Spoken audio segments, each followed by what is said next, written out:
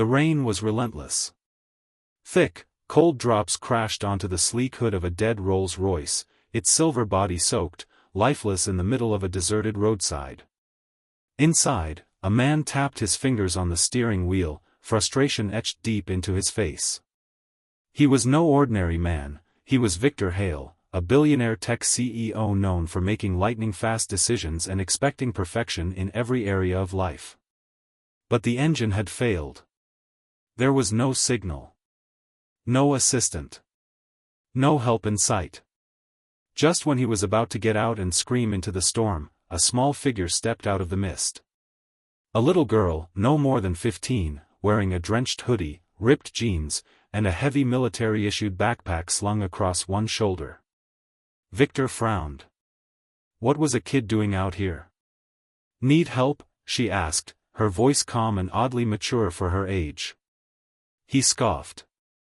Unless you know how to fix a V12 twin-turbo engine in a Rolls Royce, I don't think so. She simply walked past him, popped the hood with surprising skill, and bent down. 30 minutes later, the engine roared back to life. Victor stared in disbelief. But when she stood up, drenched and shivering, her military ID tag accidentally slipped from her hoodie pocket and clinked onto the wet pavement. He froze. It wasn't just any ID. It bore a last name he hadn't seen in years, his own. The past that haunted them both. Victor Hale had it all: wealth, power, fame. But 20 years ago, he'd lost something that haunted him every day since: his younger sister, Emily. She was fiery, stubborn, and fiercely patriotic. After a bitter fallout over her joining the military against his wishes, she left and never looked back. Years passed. Letters stopped. Then came the news: she'd died in service during a covert mission.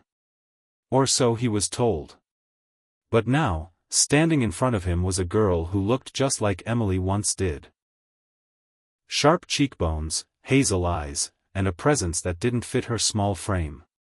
Victor bent down, picked up the ID. Cara Hale. The date of birth, the same year Emily disappeared. His hands trembled. Who are you? She hesitated. Then said quietly, my mother was Emily Hale. She died 3 years ago in a veteran hospital. I'm her daughter. Life in the shadows. Cara's story unfolded like a storm breaking across the sky. After Emily's discharge, she'd lived in shelters, unable to afford proper care. Her trauma left her paranoid, isolated. Cara grew up in a string of foster homes, always escaping, always searching for her mother's past. When her mom died, she was left with nothing but a military backpack, a set of tools, and a burning curiosity about the family Emily never spoke of. She became obsessed with machines. Fixing things gave her peace. Old radios, bikes, car engines, anything she could dismantle and restore. It was therapy. It was survival. But she never knew her uncle. The CEO of Hale Tech, one of the richest men in the country, was just 2 cities away. Until today. A battle of hearts.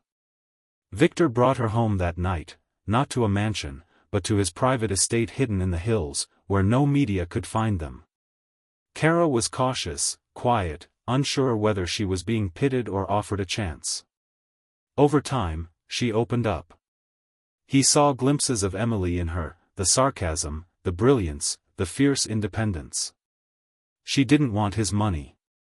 She didn't want favors. She wanted to earn everything. But when she enrolled in an engineering competition under a fake name, using parts she salvaged from junkyards, Victor secretly attended the event, disguised, watching her present a revolutionary design for an eco-engine. She didn't win. The judges laughed at her thrifted tools and greasy hoodie. But Victor stood up at the end, pulled off his disguise, and said, if she doesn't win, I'm pulling Hale Tech's funding from this event, and launching her invention myself. The crowd went silent. That day, Cara became a viral sensation, not because she was his niece, but because she was extraordinary. The world finds out. News broke fast. Media outlets spun tales of the mysterious military girl genius. When asked how she learned to fix such complex machines, Kara gave the simplest answer. My mother taught me how to fix everything, except a broken heart. That, I had to learn on my own. Victor watched interviews with teary eyes, both proud and ashamed, proud of the warrior she had become, ashamed that he had failed to protect the sister who had raised such brilliance in silence.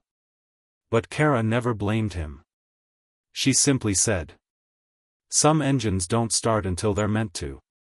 Legacy beyond blood. A year later, Kara became co-founder of Hailteka's youth division, mentoring gifted orphans and veterans' children in engineering and robotics. She refused luxury, still wore the same dog tag, still carried that military backpack with her mother's initials. When asked about her future, she simply said, "I don't want to be remembered for being a CEO's niece. I want to be remembered for fixing what the world throws away." Final hook, closing the loop. In an interview marking Hailteka's 50th anniversary, Victor was asked what moment changed his life forever. He didn't hesitate. "The day my Rolls Royce broke down, and a little girl fixed more than just my engine. She restored something I thought I'd lost forever: family, purpose, and faith in what the world calls broken." And then he smiled, as Kara walked onto the stage beside him, holding a small silver engine in her hands, gleaming, rebuilt from the very car that changed their lives.